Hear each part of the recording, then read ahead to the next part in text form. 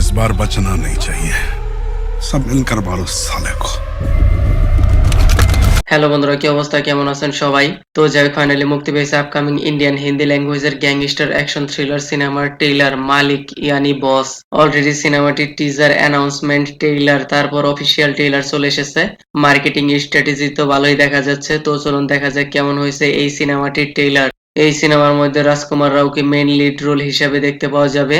সিনেমার ট্রেইলার কার্ডে যেভাবে প্রেজেন্টেশন করা হয়েছে পিওর গুজবম ফিল হচ্ছে, যেখানে politics, power, love angle, family angle, action, fighting sequence ভরপুর দেখতে পাওয়া যাচ্ছে। এতদিন তো রাজকুমার রাওকে কমেডি, হরর, ড্রামা সিনেমার মধ্যে দেখেছি। এইরকম গ্যাংস্টার ওয়ালার রোল আমার দেখা ফার্স্ট সিনেমা। তো আই এম রিয়েলি এক্সাইটেড। তার অ্যাক্টিং, পার্সোনালিটি, কোয়ালিটি কেমন তা তো নতুন করে বলার কিছুই নেই, অলরেডি আপনারা জেনেই গেছেন।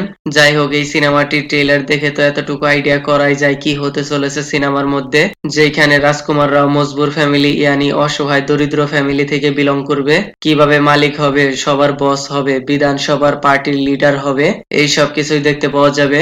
আবার তার সাথে লিডার হওয়ার পর তার সামনে কত রকমের বিপদ আসবে, এই সব কিছু জানতে আপনাকে পুরো সিনেমাটি দেখতে হবে। এই পাওয়ারের জন্য হয়তো তার পার্সোনাল লাইফ ক্ষতির সম্মুখীন হবে, এই সিন দেখলেই বোঝা যায়। যেখানে তার পিছনে একদিকে রয়েছে ভারতীয় Bangla star Prosenjit as a police officer, আর অপরদিকে রয়েছে দুসরা পলিটিক্যাল পার্টির লিডার। ট্রেইলারের মধ্যে প্রসেনজিতের তেমন একটা শর্ট সিন দেখতে পাওয়া যায়নি, তো কই বাত নেই, সিনেমার মধ্যে হয়তো দেখতে পাওয়া যাবে।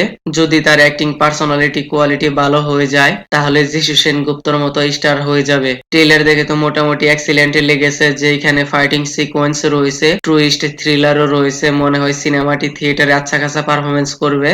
আর এই ওয়ালা সিন তো ভাই আরো ভয়ঙ্কর, 1 vs 4 পাওয়ারের খেলা ভাই সাব। যেহেতু এখানে রাজকুমার রাও রয়েছে তাই বলে সিনেমাটি একদম পারফেক্ট হয়ে যাবে ব্যাপারটা তেমন নয়। স্টোরি লাইনের সাথে সাথে প্রেজেন্টেশনটাও অনেক জরুরি।